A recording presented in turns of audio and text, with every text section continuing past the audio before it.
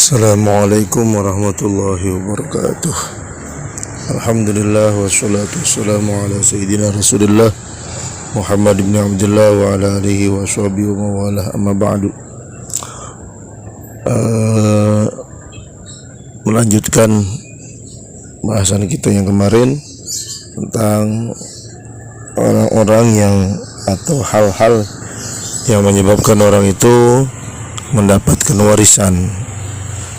Seperti dah dikumpulin tugasnya kemarin, yang pertama yang menyebabkan orang dapat warisan adalah dari jalur nasab atau dari jalur keturunan. Keturunan itu berarti dari bapak, ibu, kemudian punya anak, kemudian nenek-neneknya, kakek-kakeknya. Tapi perlu dicatat bahwasanya yang mendapatkan warisan itu adalah kalau dari jalur cucu dari anak perempuan, dia tidak akan mendapatkan warisan. Misalnya saya menikah, saya punya anak perempuan, lalu anak perempuan saya punya anak lagi, dia menikah, dia punya anak. Nah, cucu saya yang dari anak perempuan itu tidak berhak mendapatkan warisan. Contoh, Jamal menikah dengan Intan, lalu punya anak namanya Dewi. Dewi menikah lagi dengan Hasan, lalu dari Dewi dan Hasan punya keturunan, misalnya namanya Bukhari. Nah, Bukhari ini tidak akan mendapatkan warisan dari Jamal, juga tidak mendapatkan warisan dari Intan. Kenapa? Sebab dia adalah cucu dari anak perempuan, yaitu dari Dewi. Terus dapat warisannya dari mana dong? Kalau dia Bukhari mendapatkan warisannya dari bapaknya Hasan. Itu Hasan dapat warisan dari mana? Kalau dari engkongnya Bukhari melalui jalur Hasan punya bapak lagi namanya Budi. Nah, dari engkongnya dia bisa dapat warisan kalau memang bapaknya Hasan sudah meninggal, gitu.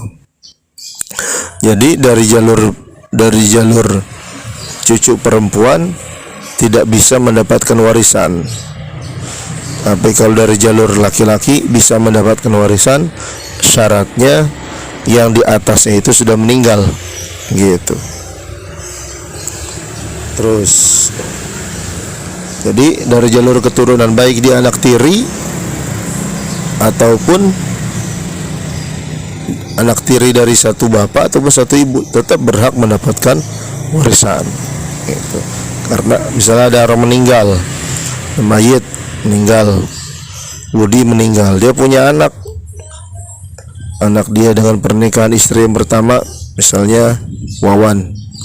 Anak dia dengan istri yang kedua namanya Rini. Anak dia dengan istri yang ketiga namanya Hasan. Maka Wawan dan Rini dan Hasan ini ketika Budi meninggal, maka dia mendapatkan warisan dari Budi. Kenapa? Sebab dia anak langsung, gitu. Kalau cucu tidak berhak mendapatkan warisan. Nah, itu dari jalur keturunan. Bagaimana dengan anak pungut atau dalam bahasa Indonesianya anak adopsi? Nah, ada orang berumah tangga 10 tahun, namanya Bukhari dengan Rahmah. Lalu selama 10 tahun itu dia nggak punya anak, seperti lagunya Roma Irama itu. 10 tahun sudah tapi tidak punya anak juga. Maka kalau anak adopsi, dia tidak berhak mendapatkan warisan sedikit pun. Secara hukum Islam tidak berhak mendapatkan warisan sedikit pun. Kenapa? Sebab dia bukan. Berarti anak adopsi itu mendapatkan hibah dari si mayit. bukan mendapatkan warisan. Misalnya sebelum orang meninggal, dia membagikan hartanya. Seperti cerita tadi, ada orang yang dia nggak punya anak selama 10 tahun, atau menikah sudah 20 tahun tapi nggak punya anak. Nah, maka ketika 20 tahun itu diadopsi, di umur pernikahan dia yang 5 tahun diadopsi anak. Walaupun mau dia tulis di akte kelahiran itu bin dia, misalnya Budi dengan Intan menikah, lalu nggak punya anak, diadopsi anak. Anaknya namanya misalnya Wawan. Nah, Wawan ini anaknya bukan anak Intan dan Budi, tapi anak Rini dan Bukhari. Walaupun dia di akte kelahiran dia tulis Wawan, misalnya Budi Wawan bin Budi, nggak bisa. Walaupun di akte kelahiran dia tulis bin Budi, tetap aslinya dia adalah anak dari Bukhari. Jadi bagaimana? Jadi anak adopsi itu tetap bernasab itu kepada orang tua aslinya, bukan kepada orang tua angkatnya. Jadi ketika dia mau menikah, seandainya anak adopsi itu perempuan, maka dia menjadi wali nikahnya bukan bapak angkatnya, bukan bapak adopsinya, tapi yang menjadi wali nikahnya adalah bapak aslinya. Misalnya tadi Budi dengan Intan menikah, nggak punya anak, diadopsi anak perempuan Rini. Walaupun diadopsi sudah 10 tahun atau diadopsi dari masih umur 2 tahun si anak ini, tapi begitu nanti dewasa, yang berhak menjadi wali nikah, yang berhak menikahkan si Rini adalah orang tua aslinya. Misalnya Rini, orang tua aslinya adalah Hasan dan Fatimah, maka yang berhak menikahkan si Rini adalah Fatimah. Yang menjadi wali nikah buat si Rini adalah Fatimah, bukan si Budi. Kenapa? Sebab Rini ayah aslinya adalah Hasan, bukan Budi.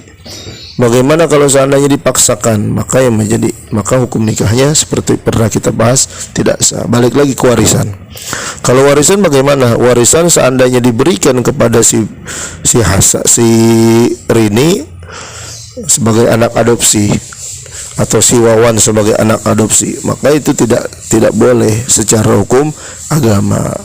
Lalu bagaimana nih biar dia dapat harta warisan? Maka sebelum ini orang tua adopsi meninggal, misalnya tadi Budi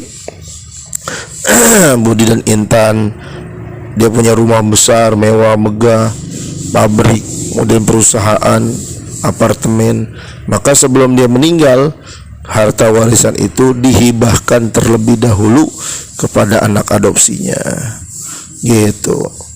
Disisain rumahnya aja, apartemen, lahan, kemudian kebun, kemudian juga perusahaannya dihibahin buat anak angkatnya Rini atau si Wawan.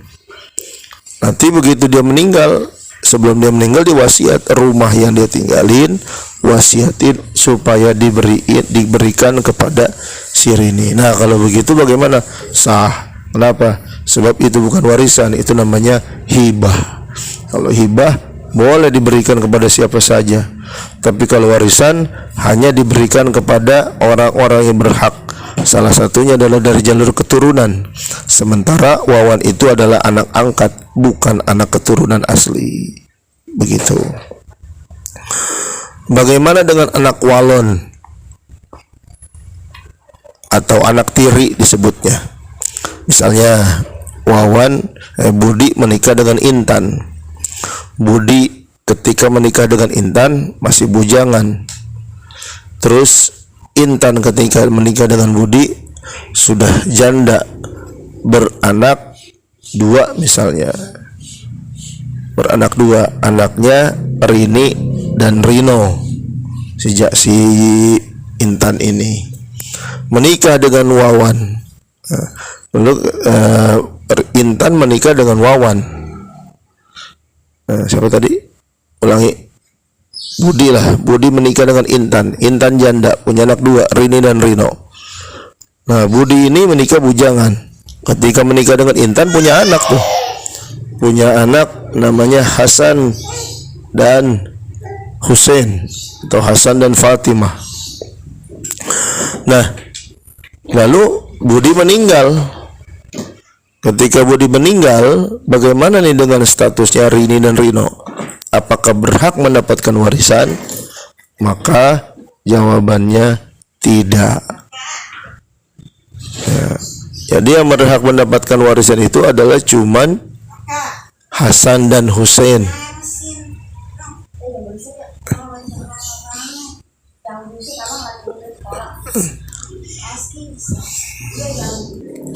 Jadi Rina dan Rini dan Rino itu dapat warisannya dari mana? Dia dapat warisannya dari bapak aslinya.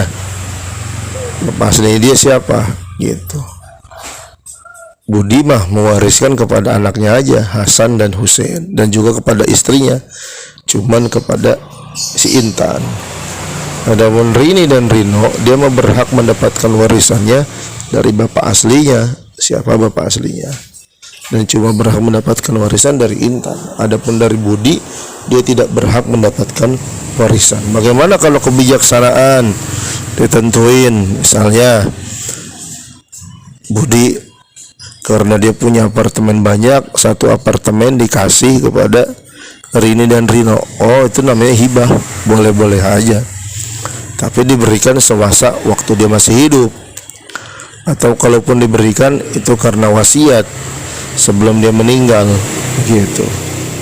Adapun memiliki harta warisan dari si Budi, karena dia bukan anak asli, anak kandung dari Budi, sebab dia statusnya adalah anak tiri, maka dia tidak berhak mendapatkan warisan dari Budi karena bukan anak asli atau bukan anak kandung, tapi anak tiri. Maka si Rini dan Rino tidak berhak mendapatkan warisan karena salah satu sebab orang mendapatkan warisan adalah dari jalur keturunan. Sementara Rini dan Rino bukan keturunan dari Budi, tapi dia keturunan dari suami Intan yang pertama, gitu. Itu dari jalur keturunan. Berarti satu anak jalur keturunan yang berhak mendapatkan warisan adalah anak kandung, walaupun dari istri yang lain, dari istri kedua, istri ketiga, istri keempat, tetap mendapatkan warisan. Yang tidak berhak mendapatkan warisan dari jalur keturunan adalah anak adopsi, anak tiri. Kenapa? Sebab anak adopsi bukan anak kandung dia, bukan anak dari keturunan dia, tapi dia adalah anak angkat dan dia punya orang tua sendiri sebelumnya, gitu. Yang ketiga, orang yang tidak berhak mendapatkan warisan karena bukan dari jalur keturunan adalah anak tiri. Kenapa? Sebab anak tiri itu bukan anak keturunan dia, tapi anak dari suami dia atau dari istrinya, dari suami yang lain atau dari istri yang lain. Memang bisa, misalnya begini, Intan menikah dengan Budi duda, Intan gadis. Budi duda membawa anak yaitu Hasan dan Husain. Menikah dengan Intan, punya anak Rini dan Rino dari hasil pernikahannya.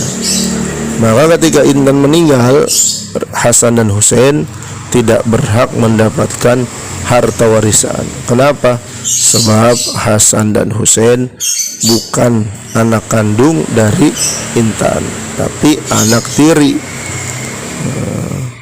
Yang berhak mendapatkan warisan siapa? Berhak mendapatkan warisan adalah Rini dan Rino, sebab dia anak kandung asli dari Intan.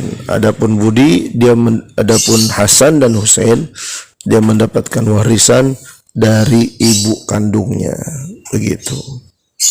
Wallahu a'lam. Sambung lagi. Terus sebab warisan yang kedua adalah dari pernikahan. Maksud dari pernikahan ini adalah pernikahan yang masih berlangsung sampai salah satu dari suami atau istri meninggal, maka dia berhak mendapatkan warisan. Misalnya tadi Budi menikah dengan Intan, 5 tahun setelah menikah ternyata Budi meninggal, dan Intan sebelum meninggal masih berstatus sebagai suaminya si Budi, sebagai istrinya si Budi. Maka ketika si Budi meninggal, Intan berhak mendapatkan warisan. Kenapa? Karena ada jalur pernikahan. Intan masih statusnya masih sebagai istri dari si Budi ketika Budi meninggal. Maka Intan berhak mendapatkan warisan. Anak-anaknya pun anak-anak dari hasil pernikahan dengan Budi. Ya tadi Intan menikah dengan Budi, punya anak Hasan dan Husein. Maka yang berhak mendapatkan warisan Hasan Husein. Kenapa? Karena dia dari jalur keturunan. Intan dapat warisan. Kenapa? Sebab dia dari jalur pernikahan. Begitu. Jadi Intan mendapatkan warisan dari jalur pernikahan, Hasan Husein mendapatkan warisan dari jalur keturunan. Oh, Budi nikah lagi, ternyata istrinya bukan cuma satu. Yang pada saat dia meninggal, istri yang masih punya ikatan pernikahan dengan dia ada 3, Intan, Dewi, kemudian Hasna. Intan istri pertama, Dewi istri kedua, Hasna istri ketiga. Tiga-tiganya ini ketika Budi meninggal masih dalam keadaan ikatan pernikahan, belum dicerai. Ketika Budi meninggal, tiga-tiganya ini masih dalam ikatan pernikahan dengan Budi. Maka tiga-tiganya ini berhak mendapatkan warisan, termasuk anak-anak mereka dari hasil pernikahan dengan Budi. Hasan Husein hasil pernikahan dengan Rini. Kemudian dengan Dewi punya anak Yanti Yanto. Maka Yanti Yanto juga berhak mendapatkan warisan. Ibunya si Dewi pun berhak mendapatkan warisan. Kenapa? Karena masih dalam ikatan ketika Budi meninggal, masih dalam ikatan pernikahan. Hasna ternyata punya anak juga dari Hasna pernikahan dengan Budi, Indri dan Indro, atau Indri dan Indra. Maka Indra berhak mendapatkan warisan, ibunya Hasna berhak mendapatkan warisan. Kenapa? Sebab ibunya dapat warisan dari jalur pernikahan, anaknya dapat warisan karena dari jalur keturunan. Begitu. Oh, ternyata satu kasus nih. Kasus selanjutnya ternyata Hasna diceraikan 1 tahun sebelum Budi meninggal. Hasna dicerai. Yang dalam ikatan pernikahan yang sah cuma 2 istrinya, yaitu Intan dan Dewi. Udah punya anak semuanya. Hasna pun punya anak tadi, Indri dan Indra. Tapi Hasna dicerai 1 tahun sebelum Budi meninggal. Hasna dicerai 1 tahun kemudian Budi meninggal. Setelah dicerai oleh Budi, Hasna menikah dengan Bambang. Bagaimana nih? Nah, ketika setelah dicerai 1 tahun kemudian Budi meninggal. Maka ketika Budi meninggal, yang berhak mendapatkan warisan setelah istri pertama dan istri kedua yang masih sah dengan ikatan pernikahannya dengan Budi pada saat Budi meninggal adalah maka yang berhak mendapatkan warisan cuma dari istrinya cuma 2 orang, yaitu Dewi dan Intan. Kenapa? Sebab masih dalam ikatan pernikahan yang sah. Adapun Hasna bagaimana? Hasna tidak berhak mendapatkan warisan. Kenapa? Sebab dia sudah tidak ada hubungan apa-apa dengan si Budi. Hasna dapat warisannya dari mana? Hasna dapat warisannya dari suaminya yang saat ini. Kalau memang dia suaminya meninggal, atau ketika dia suaminya meninggal, dia masih ikatan ada hubungan dengan suaminya sekarang. Sekarang tuh punya suami Bambang meninggal, maka Hasna mendapatkan warisannya dari Bambang, bukan dari Budi. Kenapa? Sebab dari Budi dia sudah cerai. Bisa nggak dia maksa-maksa? Oh, nggak bisa. Kenapa? Minta kepada istri-istri yang si Budi sah saat ini, nggak bisa. Kenapa? Sebab dia udah bukan siapa-siapa lagi dengan si Budi. Kalau anak-anaknya bagaimana? Kalau anak-anaknya Indri dan Indra tetap berhak mendapatkan warisan dari Budi. Kenapa? Sebab dia adalah anak kandung dari si Budi. Kalau Indri mendapat Bambang meninggal, terus si Indri berhak mendapatkan warisan dari Bambang? Oh, nggak bisa. Kenapa? Sebab dia bukan anak kandung dari si Bambang. Indri itu anak kandung dari si Budi. Berarti dia berhak minta warisan atau mendapatkan warisannya dari si Budi kalau Budi meninggal. Minta juga kalau udah meninggal. Kalau masih hidup bukan minta, sebab bukan harta warisan, minta hibah kalau itu. Nah, jadi begitu orang yang berhak mendapatkan warisan. Yang kedua dari jalur pernikahan, yaitu orang-orang yang masih ada ikatan pernikahan yang sah dengan si mayit ketika si mayit meninggal, ketika si suami meninggal, atau sebaliknya istri yang meninggal bukan suami. Kalau tadi Budi yang meninggal, ini Intan yang meninggal. Itu Intan meninggal, Budi suaminya, maka Budi berhak mendapatkan warisan dari si Intan. Begitu. Selama ketika Intan meninggal, Budi masih statusnya sebagai suami si Intan. Gitu. Dia punya istri 3, istri ketiganya meninggal si Intan. Istri pertama kan Budi punya istri 3, Intan, Dewi, Hasna. Istri ketiganya meninggal, Hasna. Maka Budi berhak mendapatkan warisan dari si Hasna. Gitu. Tapi jumlahnya nanti ada ukurannya, ada takarannya berapa gitu. Kalau memang Hasna masih status pernikahannya dengan Budi, Hasna cerai dengan Budi, Hasna terus menikah dengan si Bambang. Setahun kemudian Hasna meninggal, maka yang berhak mendapatkan warisan adalah si Bambang, bukan si Budi. Kenapa? Sebab Budi sudah tidak ada ikatan apapun dengan Hasna. Begitu. Materi hari ini cukup sekian. Saya mohon maaf, kondisinya lagi kurang enak badan, jadi materinya segini adanya. Wallahu a'lam. Tugasnya adalah nanti